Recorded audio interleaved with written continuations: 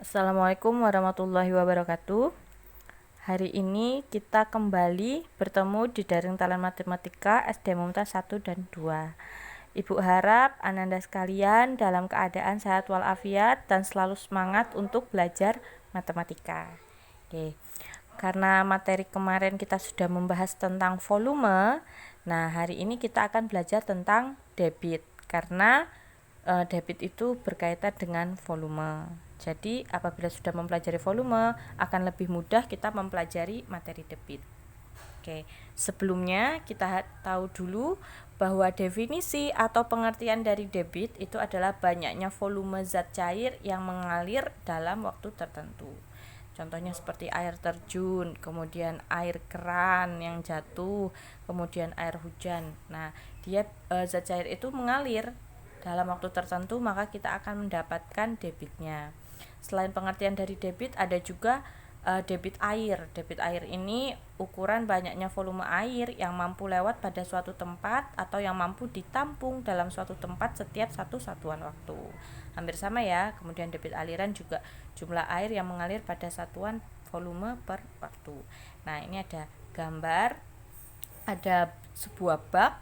Bak ini punya keran. Apabila kerannya dinyalakan, maka air mengalir ke dalam sebuah ember. Nah, ember atau wadah yang sudah diketahui volumenya. Jadi kita volumenya misalkan sekian, waktunya sekian, maka kita akan tahu debitnya atau aliran zat cair yang mengalir dalam waktu tertentu itu. Nah, debit ini adalah komponen yang penting dalam pengelolaan suatu daerah aliran sungai. Nah, jadi untuk pengelolaan suatu das itu diperlukan konsep debit. Nah, debit ini biasanya satuannya ada banyak, yaitu liter per detik, mililiter per detik, meter pangkat 3 per detik, dan lain-lainnya. Tapi biasanya yang dipakai adalah liter per detik. Nah, liter itu menunjukkan volume dan detik itu menunjukkan waktu.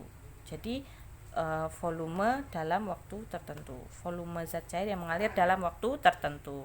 Oke, yang kedua, volume ini punya satuan. Kalau kemarin itu volume itu 3 dimensi, maka dia punya panjang, lebar, dan tinggi. Maka dia pangkat 3 atau pangkat kubik. Tapi bisa juga dia satuannya ini seperti ini: kiloliter, hektoliter, dekaliter, liter, desiliter, sentiliter, mililiter. Di mana 1 liter itu sama dengan 1 desimeter kubik, 1 mililiter sama dengan 1 sentimeter kubik. Nah, selain volume, debit ini juga berkaitan dengan waktu, di mana kita harus mengetahui konversi atau perubahan dari satu satuan waktu, yaitu dari 1 jam itu berapa menit, yaitu 60 menit. 1 menit sama dengan 60 detik, 1 jam sama dengan 3600 detik. Nah, apabila kita sudah paham tentang volume dan waktu ini, maka kita akan bisa mengetahui berapa debit dari volume, berapa debit dari suatu cairan yang mengalir. Nah, biasanya untuk mengetahui debit itu dipakai seperti segitiga ini. Nah, segitiga ini adalah metode segitiga. Ini V ini adalah volume. Nah, ini volume, D ini adalah debit. Nah, sedangkan T-nya adalah waktu. Nah, sedangkan T-nya adalah waktu. Gitu, volume, debit, dan waktu. Jadi keterangannya di mana D itu, nah biasanya di buku lain debit itu juga dilambangkan dengan Q. Nah, jadi D atau Q itu adalah debit, sedangkan V volume, T waktu. Dari metode segitiga ini kita dapat mengetahui rumus atau persamaan dari debit. Contoh, misalkan apabila kita ingin tahu debit dulu. Nah, debitnya berapa? Maka lihat V dibagi dengan T. Ya. Kalau ingin tahu debit, berarti lihat V dibagi dengan T. Apa betul? Oh iya, berarti debit sama dengan volume dibagi waktu. Kemudian, apabila kita ingin mengetahui volume, maka D dikali T. Nah, apa betul? Oh iya, betul. Ternyata volume sama dengan debit dikali waktu. Sekarang, apabila kita ingin mengetahui T-nya berapa atau waktunya berapa, maka lihat ini dari tangganya V dibagi D atau volume dibagi debit. Nah, volume dibagi debit. Jadi kalau tidak ingin menghafal rumus, hafalkan saja anak tangganya ini. Seperti ini. Nah, ini persamaannya. Nah, jangan lupa bahwa lambang debit di buku lain itu bisa dilambangkan dengan Q. Jadi debit itu bisa dilambangkan dengan D atau dengan Q. Nah, oke. Kita ke contoh soal. Misalkan ada pipa air mengeluarkan air dengan volume 15 liter tiap menitnya. Berapakah debit air yang keluar dari pipa dengan satuan liter per detik? Nah, diketahui volumenya adalah 15 liter. Volumenya 15 liter, kemudian waktunya adalah 1 menit sama dengan 60 detik. Nah, berapa keluar dari tiap menitnya? Nah, ini tiap menitnya, berarti 1 menit adalah 60 detik. Yang ditanyakan adalah debit atau dilambangkan dengan Q.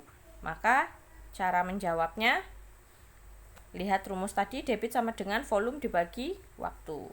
Volume dibagi waktu, masukkan persamaannya ya. Debitnya adalah 15 liter. Kemudian 15 liter dibagi dengan waktunya 60 detik.